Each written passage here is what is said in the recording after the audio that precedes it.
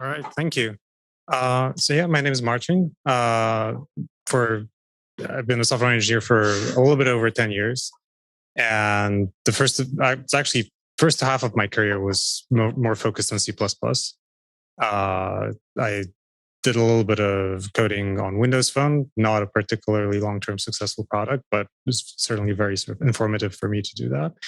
And I work a bit on porting Chrome over to Android. Actually, for me, my kind of personal journey with build tooling started there, where as we were moving a pretty sizable C++ code base from building on sort of Windows and Linux to building on Windows, Linux, and this other flavor of Linux that kind of works on phones. It turned out that writing the code was one part of the journey, but then getting it to actually compile with Java was also a relatively complex problem. And so that's how I got into build tools. But maybe you're not particularly convinced by my personal story. So in case you need further motivation to pay attention to me, build tools are sort of like critical infrastructure, right? Like all of you have a build tool in your project. Almost every project has one. And like with a lot of critical infrastructure, when there's a problem, like everybody's work stops, right? Your build breaks in CI, or somebody checks in something that breaks the build, and now everybody's got a problem. But when it works, and so you don't really think about it. You might also maybe be convinced there's kind of one way to that all the build tools work the same. Spoiler, they don't. So I kind of think it's an underrated problem. It's an underrated topic, and I'm a little bit passionate about this. And so I'd like to talk to you about how these tools work. And so roughly the format of the presentation will be that I'll go over a handful of approaches to how to orchestrate your build, and the progression will be from the ones that are more popular or more likely to be known to you to one that maybe be less so. And we'll talk a little bit about the problems that crop up with some of these approaches and some of the design choices that are present in these tools. So let's get started. The first approach is the first thing students do, right? Like you just run the compiler on the file. Now, fortunately, life is rarely so simple that this scales to any approach, and that ensures stable employment for build engineers such as myself. And the other big problem with this is, even if your project were to be able to compile like this, it's not checked in anywhere. So nobody really knows that hey, it's that simple. And so the obvious next step is to have a build script. You just put all your commands in a script, and every time you need to recompile, run the script, right? And if your project is small enough, this is actually not a bad way of doing things. I honestly believe this. Building doing all of the build instructions, building from clean each time, perfectly reasonable way of doing things. You don't have to do anything more complicated if you don't need to. And interestingly, there's this tool called Fabricate that can actually scale this kind of approach a bit further. It'll look at the inputs that every compile command takes, and if the inputs haven't changed, it'll just not run it. And does it using sort of OS level hooks. So you don't actually need any tool integration. Your compiler doesn't have to do anything special to be supported by this tool. So I think it's kind of a pretty cool approach. But the one big problem with doing anything like this is that it's sort of linear, right? So even though it's deterministic, it's simple, you have full control, you have to sort of wait a lot of time, and now every computer has dozens of cores, so it'll be quite wasteful to not employ them. And so you use something like Make. Now, Make has been around for about 40 years. It's pretty popular. I'm sure almost everybody in this room is familiar with it. But in case you haven't seen a Make file, this is what one looks like. And here, there are a couple of I'm actually not sure it's entirely correct. I think I didn't define CXX, but you can see a bunch of features that Make has. You can define variables. You can define these rules that on the left, you've got the output. On the right, you've got the dependencies. And so you can say, to get target, you have your inputs are the objects, and you have to run CXX, and then it'll produce something. And what Make will do is kind of internally, it'll have this sort of graph to keep track of the fact that to make tool exe, you kind of need both foo o and bar o, and maybe to make bar o, the inputs would be foo cpp, and maybe you generate a header with M4. Hopefully nobody generates their headers with M4, but maybe you do. And there are a couple of interesting things you can tell even just from this simple graph. Now, one thing is the direction of it. That you remember that like or the direction is from the output to the dependencies. But there are actually tools that flip this other way around. Like WAF is apparently claims to. I haven't seen the source, but WAF claims that it works the other way around. And the other thing is that the graph itself, the nodes are the outputs. And that simplifies some things, but is also very sort of C-specific. Like if you ever try to compile Java with Make, just don't do it. We did it in Chrome. It was awful. Just don't do it. Because Java, it takes a bunch of Java files, and then you run the compiler once, and it spits out a bunch of class files. And it just like completely breaks Make's model, because it just doesn't understand that like one command can produce multiple things. Apparently, it wasn't a thing before. But the one really nice thing about C++ is it's ridiculously easy to compile in parallel. Other languages, like Java's got these dependencies, you actually have to keep track of them. In C++, C is just like every file, every GCC invocation is concurrent, and then at the end you've got linking, which sometimes is a little bit slow if your file is big. But from like a build perspective, it's a beautiful shallow graph that doesn't have any bottlenecks.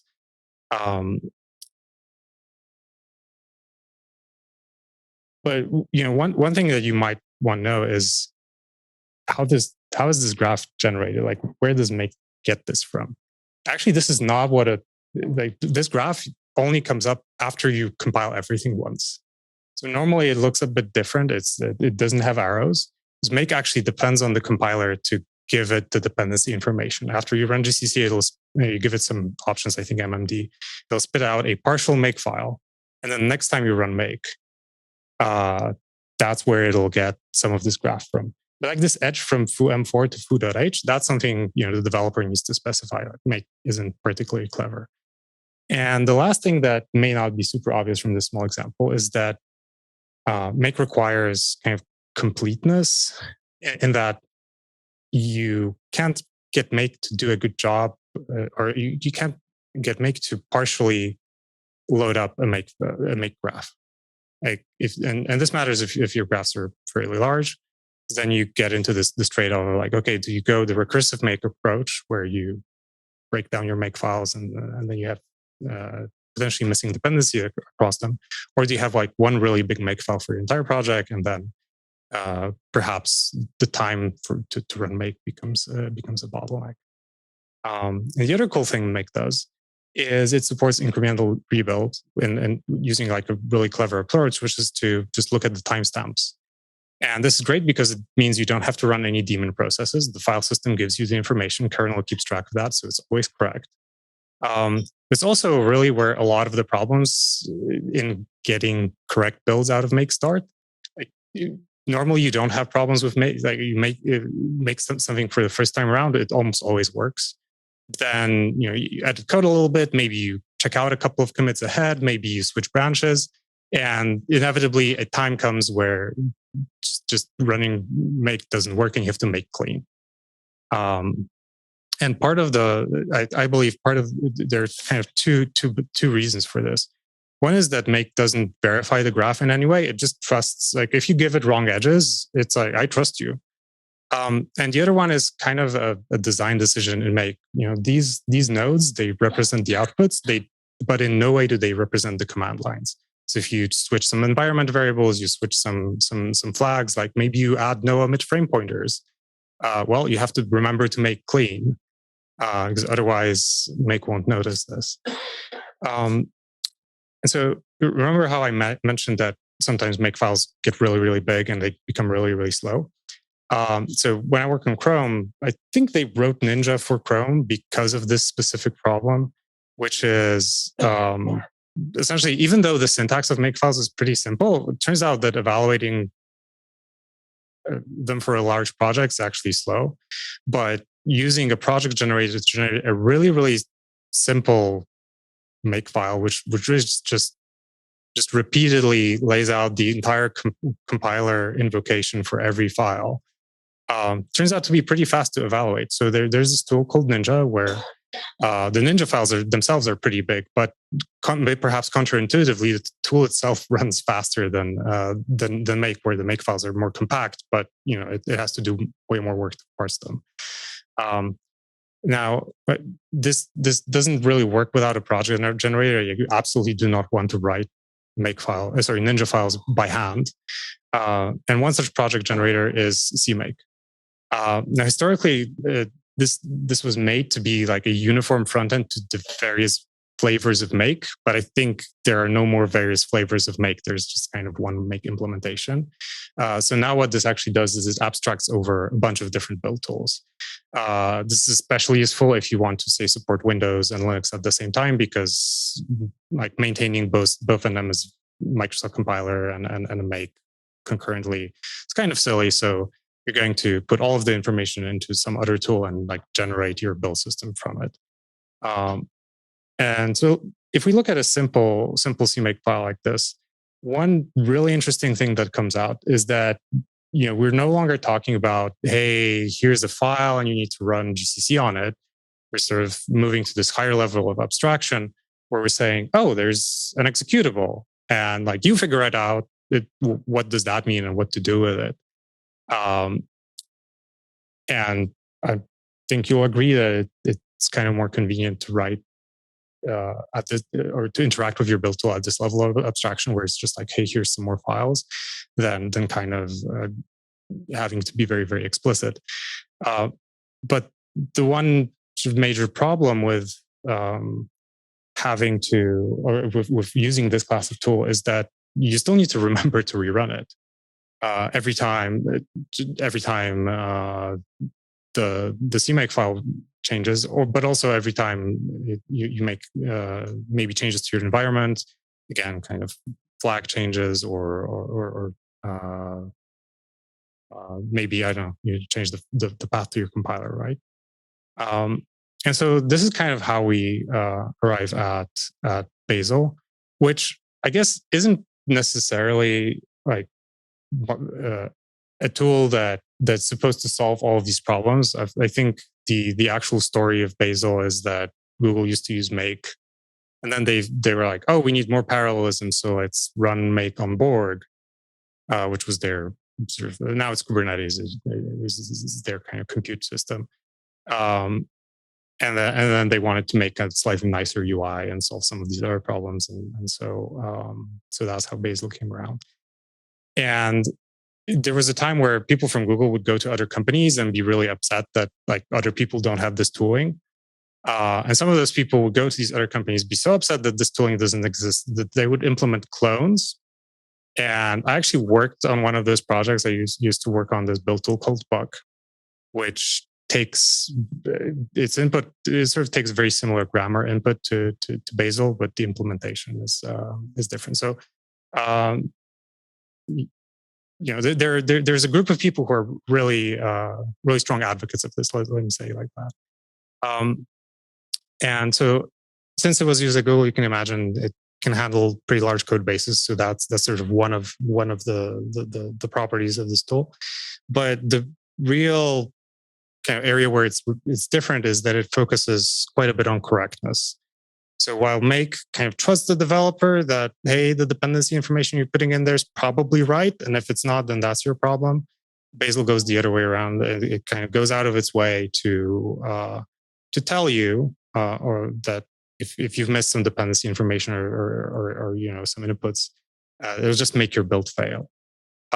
And on that correctness, it can then build functionalities such as like distributed caching and distributed compilation that perhaps would be a little bit more difficult without sort of correct inputs.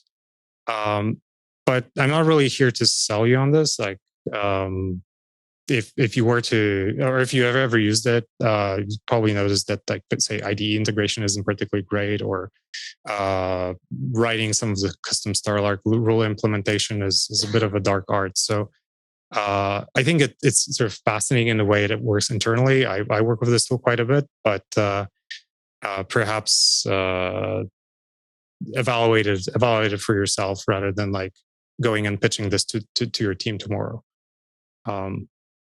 But okay, let's kind of get into some details. So this is like a bare minimum Bazel file. This is really all that you would need to compile like a single binary data and like an empty workspace file. And what you notice is that conceptually, it's kind of closer to that CMake file that we've seen before, in that it works on that sort of level of abstraction. But unlike the CMake based solution, there's no code generation step.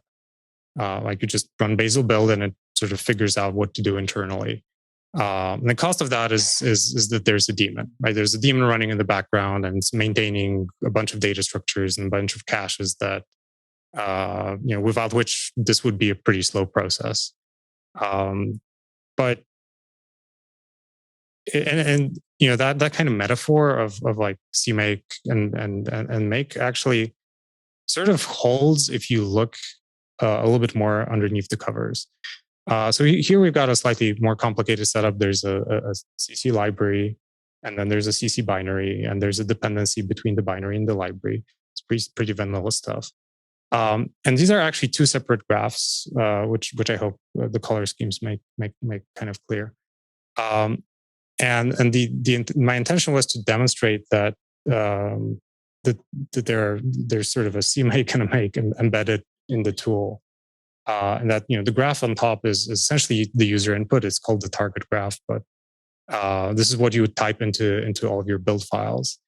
And the graph sort of on the bottom is it's called the action graph, but it contains all of the individual steps that will actually be executed. And like the bottom graph is derived from the top graph. It used to be done through a bunch of custom logic, but actually over time that has changed and is now mostly coded in this language called Starlark, which is kind of Python too, but not all of the features are there. This is essentially like you can't do networking. You can't like import SciPy, but the syntax kind of looks a lot like Python. The graph is static, so you can't do something like midway through processing the build, like call out to a network and say how many binaries do I want, right? Or actually you can't really even call out to a local process to figure out if you want a bunch of source files. Like you have to type a bunch of most of this into the build files. Like they'll support globs, but not not like a custom command if you wanted to run it yourself. But an interesting fact is there's no completeness requirement. So remember, like Make, it had to sort of parse everything. Bazel, as long as you have multiple Bazel files, it sort of encourages you to put one Bazel file per directory. And so if you wanted to say you've got like a repository with 10 projects that are sort of semi-independent, like each has some of their own code and some shared code. If you're building one of the projects, Bazel kind of start with the topmost Bazel file and then only parse the files that are needed for that particular project. Which makes sense if you've got a big monorepo. Maybe less useful if you've got a smaller repository, but it's kind of an interesting property that that helps the tool kind of keep times lower. And yeah, just as I mentioned, the kind of action graphs are more similar to what Make does. Actions don't really care where they came from, right? Like the moment you generate the actions, they completely forget that this target graph existed. And actually, when we look at what's here in the slide and how you would do this transformation between the top and bottom graph, it's pretty straightforward, right? You can see where the inputs come from, where the outputs would come from, but there's kind of no mention of how the tool figures out what's the path to Clang, like where does that get fetched. And there's this concept of a tool chain in Bazel, which is actually fairly generic, and it's an implicit dependency. So it's sort of hidden information that gets automatically injected into rules. And the toolchain here, I make it seem like it's just a bunch of paths, but it's also potentially additional information like flags. Again, fairly generic. You could, as a rule author, you can kind of make it do whatever you want. And normally this gets auto detected, like kind of the first time you start the Bazel server, it'll auto detect, and it's like, oh well, here's your local Clang. But you don't have to use the auto detected one. You can actually specify your toolchains manually. Now, initially, this might sound like kind of a ridiculous thing. Like, why would I want to tell my build tool manually what my compiler is? But there are actually some quite interesting use cases. So one is you can have a hermetic toolchain, like a toolchain that is actually part of your build definition. Right? You just give Bazel a path to download your Clang from, and then it'll download that Clang for everybody on your team.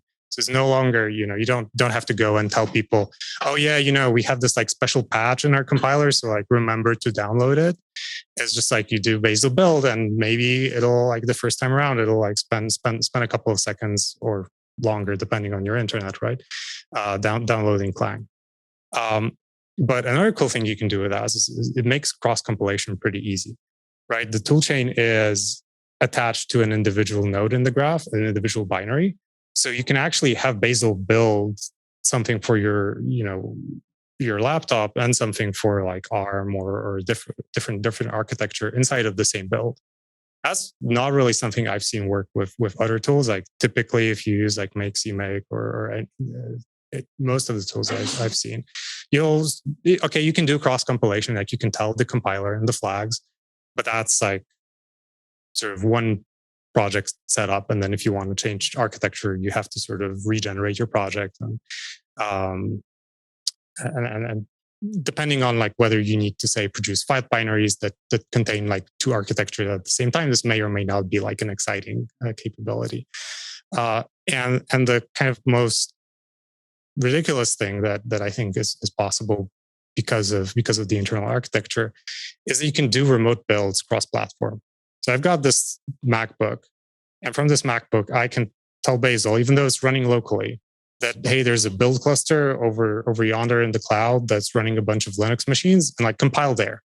And because I described to Bazel what the compiler on those machines looks like, it can generate the command lines for those remote machines on my laptop, and they're the correct command lines, and then they'll sort of work over there. But so even though it sort of looks kind of silly, I think it's actually kind of an interesting and powerful concept that the tool introduces. I also want to talk a little bit about sort of caching and the remote build side. So it's kind of a more detailed look at what an action looks like. There's the metadata on top, so it's kind of the command, a list of input outputs. There's other stuff like internal implementation details, things like, oh, use this many CPUs, or enable network sandboxing, what have you. And the interesting part about this is that the compiler itself can be an input, right? Depending on how it's set up. It doesn't necessarily have to, but in this case, the compiler is also one of the inputs. And this is sort of the most granular piece of work that Bazel would execute. And if it were to run it locally, we'll actually run it in a sort of Symlink sandbox, and we'll ensure that only the inputs that are registered are sort of easily available to whatever command is running. So this is kind of the mechanism that is used to ensure that your build is correct. Like if you've got undeclared inputs or undeclared dependencies, you can't easily access them because you're in a sandbox that pretends that nothing else is there. Right? If you really want to break it, sure, you can like add a bunch of // right? Like the tool can't completely stop you, but at least it tries to keep you from making honest mistakes, let's say. And for caching, if we assume that truly this is all of the information that is needed to perform your compile, that there's nothing else that that is impacting what or influencing what the output of this action is, then all we have to do is just hash everything up, and then that's our cache key. That's essentially what the Bazel cache looks like. So it kind of works in two steps. It's like a two-level cache where it's a content addressable storage. So the action metadata is one level, and then the actual files are stored as another level in that cache. And I guess I mentioned it a couple of times, but Bazel does use hashing rather than timestamps. And that the only reason that's fast is that there's a daemon running there, and it remembers what the content hash is. But these actions, given that, or this is sort of where the correctness and speed aspects come together, right? Because once you're certain that these are all the only inputs you're going to need, you can very easily ferry these off to a relatively large build cluster, and you don't need to ensure that it's configured. You can actually have fairly lean machines. Or if you don't really want to do that work yourself, I know there are a bunch of companies that will basically sell this as a service. And then you can Bazel J 20,000, right? That and not only for compile, like you can also run your tests if that, because I guess maybe not so exciting. Not everybody builds their entire code base from scratch every time, but I think running tests is perhaps a more compelling use case. So before I kind of start winding down, just wanted to make a couple of like C++ specific comments on or I want to point out some solutions that are very specific to C++ and Bazel. So because libraries are specified by these separate targets, what ends up happening is you have if you think about this part, right, where you need to hash everything up, and this bit where this CC binary suddenly depends on all of the headers of libfoo and libbar. That seems maybe not great. Maybe main CPP is using one header out of one of these libraries, but from at least this perspective, we need to hash in all of the headers from both of these libraries, and every time any of these headers change, now we've got a cache miss and we have to recompile. So that would be wildly inefficient, and thankfully that's not what actually happens in practice. So Bazel kind of cheats in two ways. One is that they have a small preprocessor that actually looks at the CC file and tries to guess, or it overestimates, right? It ignores ifdefs and a bunch of other things, but it tries to estimate the sort of upper bound of headers that a particular action might need. So this input list gets trimmed sort of once to throw away the stuff that's like obviously won't be needed by the file.